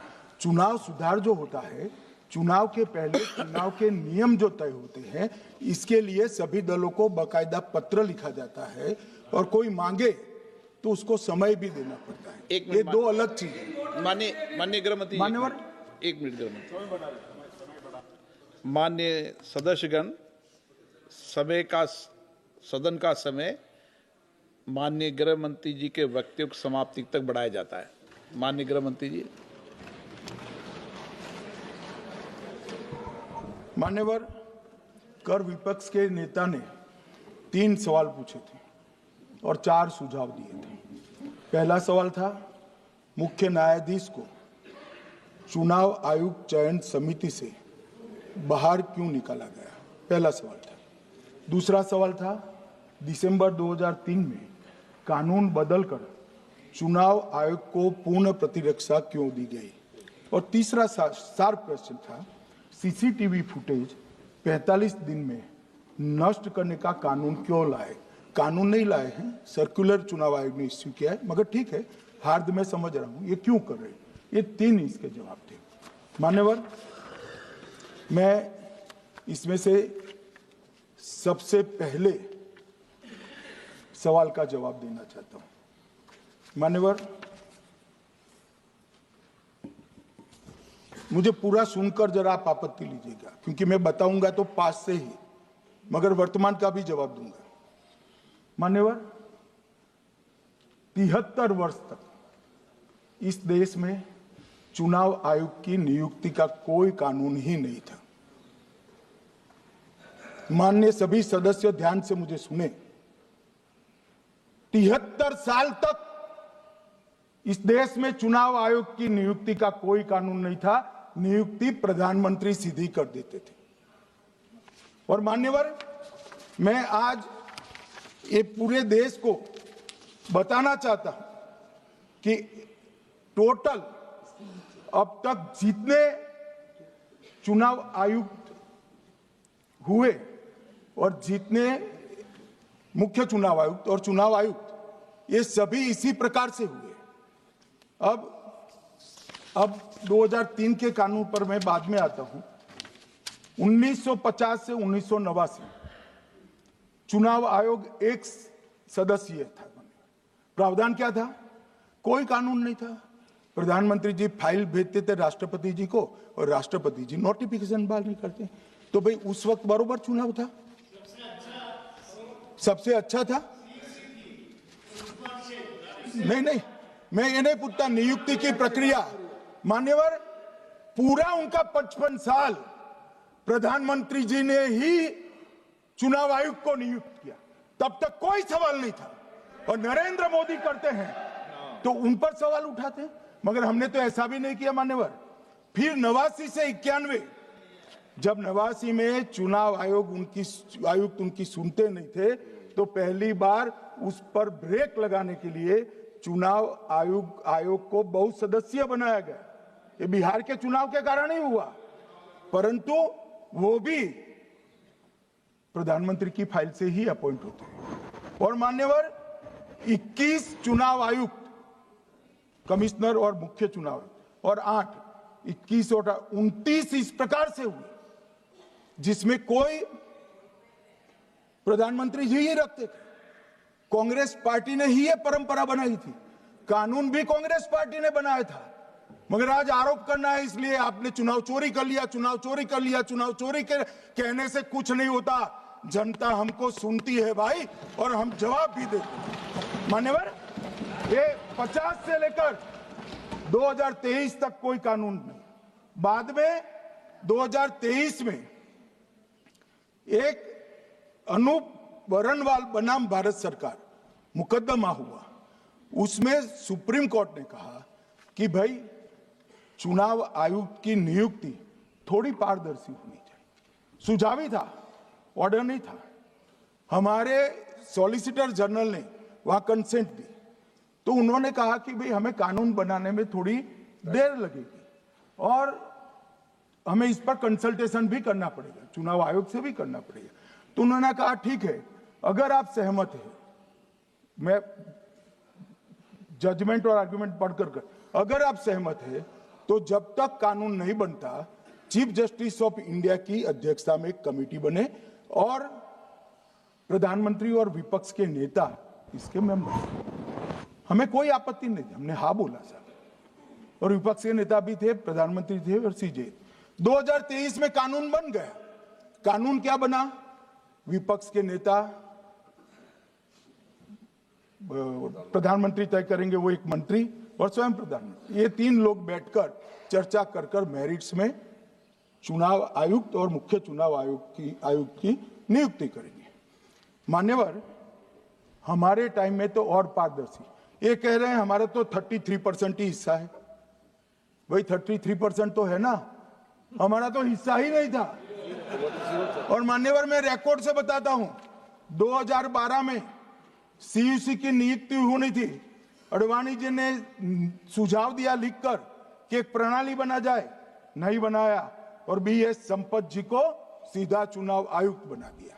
उसके बाद में भी ये कल व्यक्ति कैसे है इसकी चर्चा है। नवीन चावला, जिसको आपातकाल की भूमिका पर शाह आयोग ने कहा था ये निष्पक्ष नहीं है, उनको मुख्य चुनाव आयुक्त बना दिया, जबकि मुख्य चुनाव आयुक्त गोपाल स्वामी ने इनके खिलाफ पक्षपात के सबूत भी भेजे, खारिज कर दिए। मान्यवर सुने नहीं, हमारे समय में ऐसा कभी नहीं हुआ है। हमारे समय पर विरोध होता है, मगर पक्षपात के सबूत किसने नहीं दिए हैं। और भाई, जहां तक 66% और 33% का सवाल है, आप कह रहे हो कि वहां 2 लोग होते हैं और आप 1 होते हैं, ये तो हम तय नहीं करते हैं।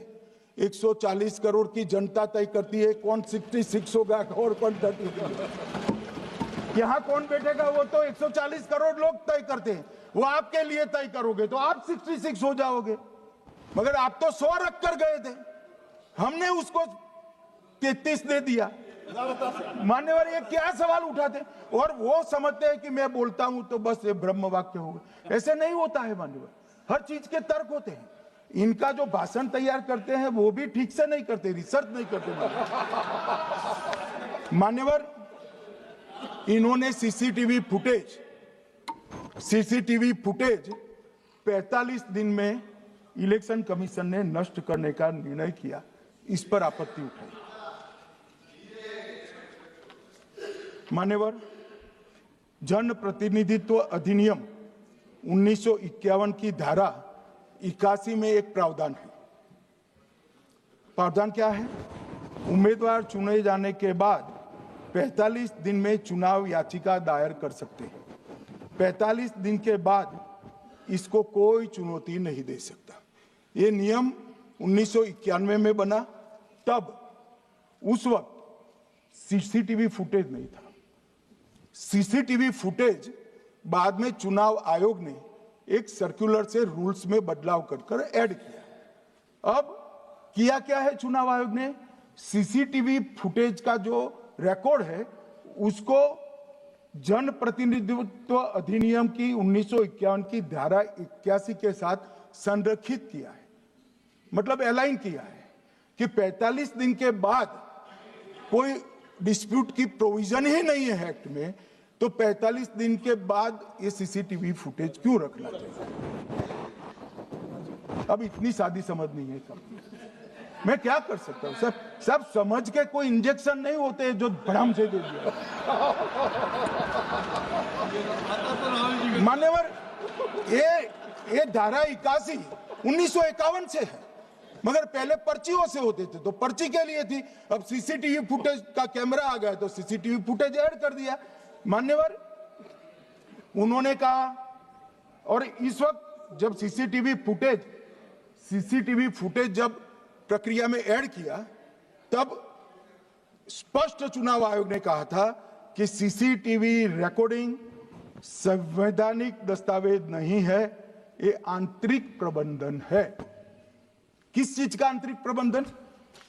कि चुनाव सीज होने के बाद कोई पुनः मतदान की अर्जी करता है कि भाई ये मतदान मथक में चुनाव ठीक नहीं हुआ, तो चुनाव आयोग जो निर्णय करता है वो सीसीटीवी फुटेज के आधार पर करता है। पहले मौखिक करता था, टेक्नोलॉजी आई, सीसीटीवी फुटेज स्वीकार कर लिया। अब ये आंतरिक प्रबंधन के लिए है मान्यवर। फिर भी चुनाव आयोग का जो निर्णय मैं बताता हूं, उन्होंने कहा सामान्य जनता को एक्सेस होना चाहिए।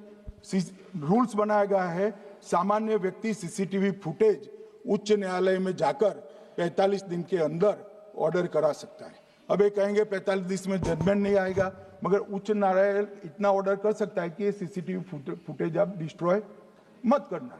मान्यवर, राजनीतिक दलों को एक्सेस देने का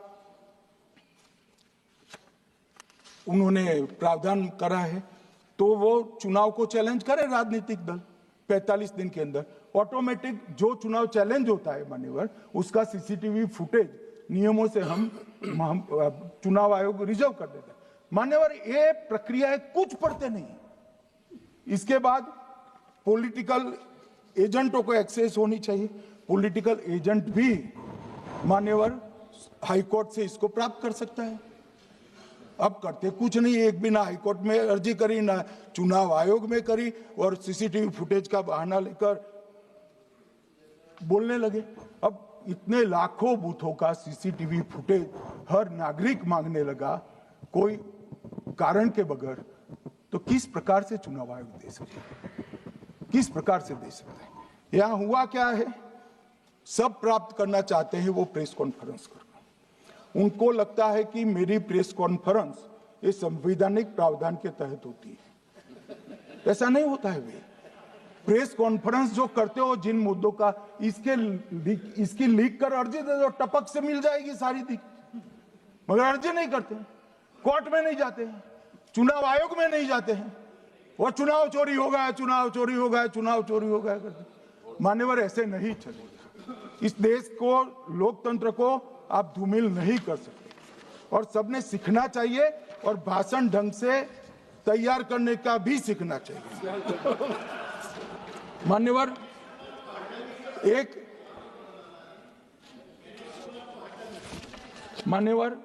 एक उन्होंने कहा सीईसी को 2003 में कानून बनाकर इम्यूनिटी दी। मान्यवर, representation of the people act 1950 में ही ईसीआई के अधिकारियों को जो इम्यूनिटी प्राप्त है उससे जरा भी बढ़ोतरी नहीं करी। हमने सिर्फ रिप्रेजेंटेशन ऑफ 1951 के एक्ट को पुनरावृत्ति की है।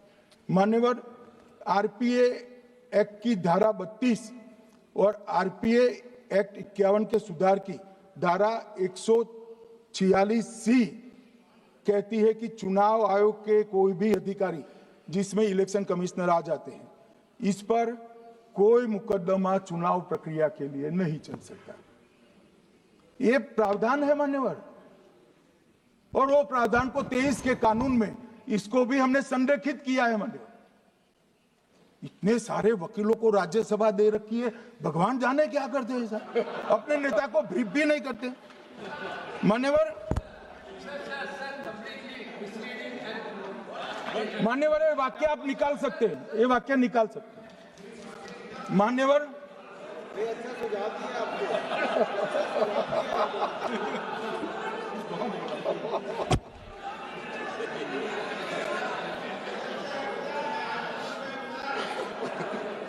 मान्यवर, फिर ये सब हो रहा कल देर रात को मान्यवर मैं मेरा भाषण तैयार कर रहा, तो मैंने अपने आप को पूछा कि ये सब इतना स्पष्ट है तो ये मुद्दा क्यों उठा रहे। मेरी समझ में अगर इतना पढ़कर आता है तो उन्होंने भी तो पढ़ा होगा, ये मुद्दा क्यों उठा रहे। मूल मुद्दा है अवैध घुसपैठियों को मतदाता सूची में रखने। इन लोगों ने मान्यवर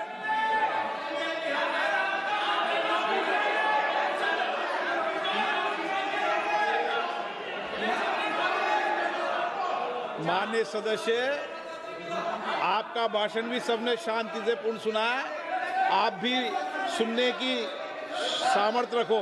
नहीं, आप सुनने की सामर्थ्य रखो। नो, प्लीज बैठिए,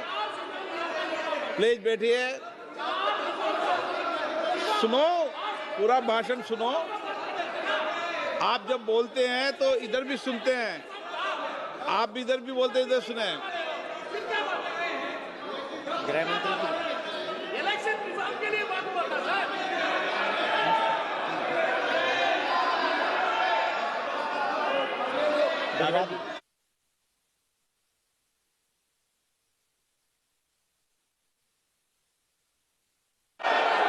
माननीय सदस्य, आप जब बोलते हैं तो इधर भी सुनते हैं, पूरे सुनने की क्षमता रखो। सर, ये लोग डर गए हैं, जवाब नहीं सुन सकते हैं। इतना दिनों से देश के सामने में झूठ फैला करके इन्होंने गुमराह करके चर्चा मिला। आज गृह मंत्री जी एक बात का जवाब दे रहे हैं, ये भाग गए, डर गए, सुन भी नहीं सकते ये। अगर ये सुन नहीं सकते हैं, इतना दिनों से संसद के समय बर्बाद क्यों किया? अगर दिनों तक सड़कों पर संसद के समय लोगों को रंग फैला करके क्यों समय बर्बाद किया, ये दिखा रहे। हमको मालूम था ये भागने वाले हैं। सच्चाई को सुनना चाहिए, सच्चाई को सुनना चाहिए। और जब सच्चाई सामने में आया तो डर गए, सुनने का कैपेसिटी तक नहीं है और इतना गुमराह किया। पिछले सेशन का पार्लियामेंट सेशन इन्होंने तबाही किया, मॉनसून सेशन को भी इन्होंने बर्बाद किया इसी मुद्दे पर, और ये हमारे शीतकालीन समय को भी इन्होंने 2 दिन बर्बाद किया। आज बारीकी से जब बता रहे थे ये लोग भाग गए, ये तो ठीक नहीं है।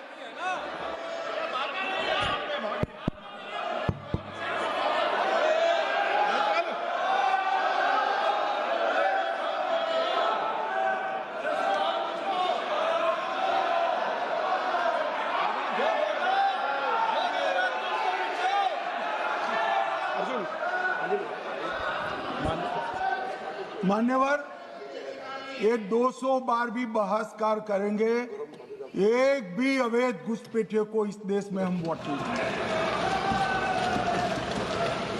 ये हमारे एनडीए का पॉलिसी है मान्यवर।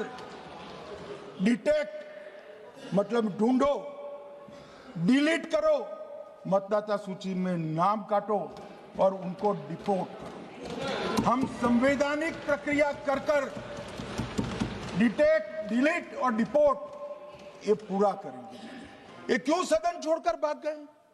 मैं इनके सामने तो कोई बात भी नहीं कर रहा था, ना कांग्रेस पार्टी के सामने बात कर रहा था। मैं तो बात कर रहा था घुसपैठियों को देश के बाहर निकालने की। अब ये तो देखिए साहब, अगर मैंने इतने सारे आरोप करे श्री जवाहरलाल नेहरू पर, इंदिरा गांधी पर, इनके पिताजी पर, सोनिया जी पर, तब भागते तो लाजिम था। ये घुसपैठियों को लिए भाग गए क्योंकि उनकी हमारी पॉलिसी है डिटेक्ट, डिलीट और डिपोर्ट। उनकी पॉलिसी है नॉर्मलाइज कर दो घुसपैठ को, उसके बाद में मान्यता प्रदान कर दो और चुनाव में मतदाता सूची में डालकर फॉर्मलाइज कर दो।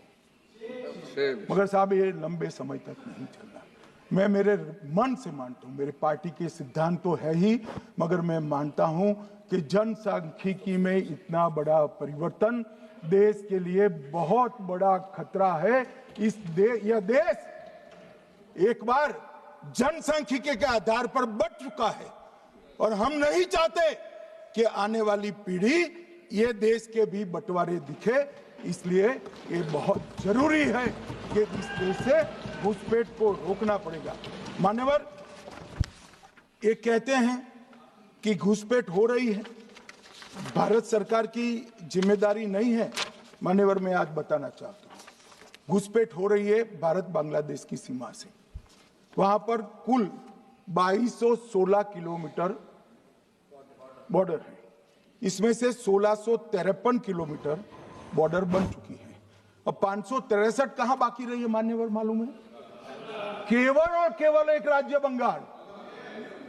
आसाम का पूरा हो गया, मेघालय का पूरा हो गया, त्रिपुरा का पूरा हो गया, जम्मू कश्मीर का पूरा हो गया, पंजाब का पूरा हो गया, राजस्थान का पूरा हो गया, गुजरात का पूरा हो गया, खाली बंगाल का बाकी रखा है। और मैं आज कहना चाहता हूं टीएमसी के लोगों को भी, ये राहुल जी के साथ में रहकर घुसपैठिया बचाओ यात्रा बिहार में निकली, साफ हो गए। आप भी घुसपैठियों को बचाओगे तो वहां भारतीय जनता पार्टी का विजय तय। मान्यवर, ये कहते हैं कि घुसपैठ क्यों हो रही? आप बॉर्डर नहीं बनाने देते, फेंसिंग नहीं करने दोगे, घुसपैठ नहीं होगी। फिर भी चलो, मैं पूछना चाहता हूं कि घुसपैठ होकर सबसे पहले घुसपैठिया कहां आता है? कहां आता है? तो गांव में आता है। पटवारी को मालूम नहीं पड़ता, गांव के थाने वाले को मालूम नहीं पड़ता। इसकी मतदाता सूची में नाम डालने के लिए आधार कार्ड कहां बनता है? वहीं बनता है। उसका राशन कार्ड कहां बनता है? बंगाल में बनता है। और मतदाता सूची में कौन सी मतदाता सूची में ऐड होता है? तो बंगाल में होते। आपकी कोई जिम्मेदारी नहीं है। मान्यवर, ये देश के भविष्य और सुरक्षा के साथ खिलवाड़ कर रहे। कभी कभार चुनाव तो जीत जाओगे घुसपैठियों के आधार पर, परंतु इस देश की सुरक्षा को आप ताक पर रखो। मैं आज कहना चाहता हूं मान्यवर, बिहार की जनता ने एक बहुत महान फैसला किया है घुसपैठिया बचाओ यात्रा के खिलाफ जनादेश देने, और बंगाल भी ये करने जा रहा है मान्यवर। आने वाले दिनों में करेंगे, उनको मालूम नहीं। मान्यवर, मैं कल राहुल गांधी जी ने एक विषय कहा था कि सारी संवैधानिक संस्थाएं आपने करप्ट कर दी। मैंने पूरा बताया कि चुनाव आयोग की नियुक्ति के पहले क्या नियम थे। उन्होंने ये कहा कि महत्वपूर्ण पद पर आरएसएस की विचारधारा के लोग रख लिए जाते हैं, तो इसमें क्या आपत्ति है भाई? क्या इस देश में कोई कानून बना है कि आरएसएस की विचारधारा वाले हैं उनको कोई महत्वपूर्ण? अरे इस देश का प्रधानमंत्री आरएसएस की विचारधारा वाला है, इस देश का गृह मंत्री आरएसएस की विचारधारा वाला है, और जनादेश से बनकर आए, आपकी कृपा से बनकर नहीं आए मान्यवर। मगर उन्होंने क्या किया था वो मैं फिर बताना चाहता हूं। 1969 में इस देश का राष्ट्रपति का चुनाव हुआ। 1969 में इंदिरा जी अपनी पार्टी के अंदर ही संघर्ष करती थी। पार्लियामेंट्री बोर्ड ने राष्ट्रपति के चुनाव के प्रतिनिधि के रूप में कांग्रेस पार्टी का अधिकृत उम्मीदवार बनाया श्री संजीव रेड्डी को, और इंदिरा जी ने प्रधानमंत्री रहते हुए अपने पार्टी के मैंडेट को ही डिफाई कर कहा कि राष्ट्रपति का चुनाव में वोटिंग अंतर आत्मा की आवाज से करनी चाहिए, और उन्होंने श्री वीवी गिरी को प्रत्याशी बनाया मान्यवर। और फिर हुआ क्या? अल्पमत में थी वो, संजीव रेड्डी जी के वोट ज्यादा थे। जीतने के लिए उन्होंने कम्युनिस्टों से समाधान किया, और इस देश की सारे संस्थान पर, शिक्षा संस्थान पर, महत्वपूर्ण संवैधानिक पद पर कम्युनिस्टों को बिठाने का काम इंदिरा गांधी जी ने, और वहीं से इस देश के विमर्श को बदलने का काम किया है, वहीं से किया है। वामपंथी विचारधारा इस देश के प्रकृति को, इस देश के स्वभाव को, इस देश की जनता को स्वीकार्य नहीं है, और इसीलिए वामपंथी लुप्त हो गए मान्यवर। उन्होंने इस देश के युवा धन को वामपंथी विचारधारा पर डाइवर्ट करने का काम किया है, जो 2014 से फिर से नरेंद्र मोदी जी ने इसको एक अच्छी तरीके से, लोकतांत्रिक तरीके से परिष्कृत करने का काम कर रहे हैं मान्यवर। और ये कह रहे हैं कि आरएसएस की विचारधारा वालों को रखते हैं। कोई ऐसा कानून नहीं है मान्यवर कि आरएसएस की विचारधारा वाला व्यक्ति कोई, आरएसएस की विचारधारा क्या है? देश के लिए मरना ही आरएसएस की विचारधारा। देश को समृद्धि के परम शिखर पर ले जाना ही आरएसएस की विचारधारा है। देश की संस्कृति का झंडा बुलंद करना ही आरएसएस की विचारधारा। ये क्या समझाते हैं? हम ऐसे मान लेंगे? हम नहीं डरते साहब किसी से, हम नहीं डरते। मैं मेरी ही बात करता हूं। मैं तो 10 साल का था और नारे लगाता था, आसाम की गलियां सुनी है, इंदिरा गांधी खूनी है। हम तो वहां से लड़ते लड़ते आए हैं, हम नहीं डरते मान्यवर। और मान्यवर, इन्होंने कहा कि वोट चोरी से जीतते हैं, वोट चोरी से नहीं जीते हैं। आपने सर्जिकल स्ट्राइक का विरोध किया, इसलिए हम जीते। आपने एयर स्ट्राइक का विरोध किया, इसलिए जीते हैं। आपने 370 हटाने का विरोध किया, इसलिए जीते हैं। आपने राम मंदिर बनाने का विरोध किया, इसलिए जीते हैं। आपने घुसपैठियों को हटाने का विरोध किया, इसलिए जीते हैं। आपने सीएए का विरोध किया, इसलिए हम जीते हैं। आपने ट्रिपल तलाक हटाने का विरोध किया, इसलिए जीते हैं। और आप 1 नेशन 1 इलेक्शन का विरोध कर रहे हो, इसलिए हम फिर से जीते हैं। माननीय 60 करोड़ गरीबों के घर में इस देश के प्रधानमंत्री जी ने घर पहुंचाया, गैस पहुंचाया, पानी पहुंचाया, शौचालय पहुंचाया, 5 किलो अनाज मुफ्त पहुंचाया, और 5 लाख तक की दवाइयां मुफ्त कर दी। क्या समझते हैं कि वोट चोरी कर कर जीते हैं? इस देश के इंफ्रास्ट्रक्चर को 40 साल देख लीजिए और हमारे 11 साल देख लीजिए, इंफ्रास्ट्रक्चर को 3 गुना बढ़ाने का काम हमारे प्रधानमंत्री नरेंद्र मोदी।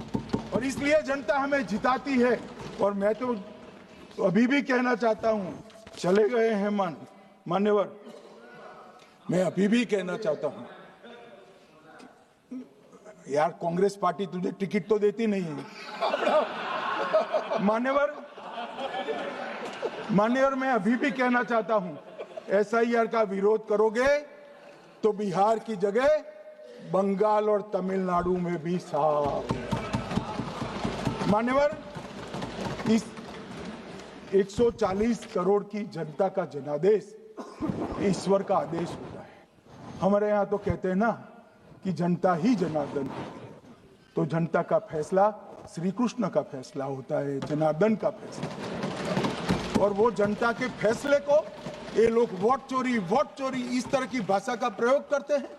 जनता देख रही है, जनता आंख मूंद कर नहीं बैठी। मान्यवर, मैं तो धन्यवाद करना चाहूंगा हमारे पार्लियामेंट्री अफेयर्स मिनिस्टर का कि इन्होंने तो एक अलग रास्ता कर एसआईआर पर चर्चा कर ली, वरना इनका झूठ एक तरफा जनता में जा रहा था।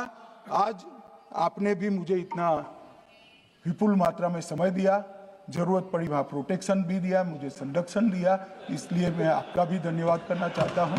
और अंत में फिर से एक बार श्री राहुल गांधी के भाषण लिखने वालों को कहना चाहता हूं कि तथ्य ढंग से ढूंढ कर लिखे, इनकी यहाँ पर तकलीफ होती है। सभा की कार्रवाई कल गुरुवार दिनांक 11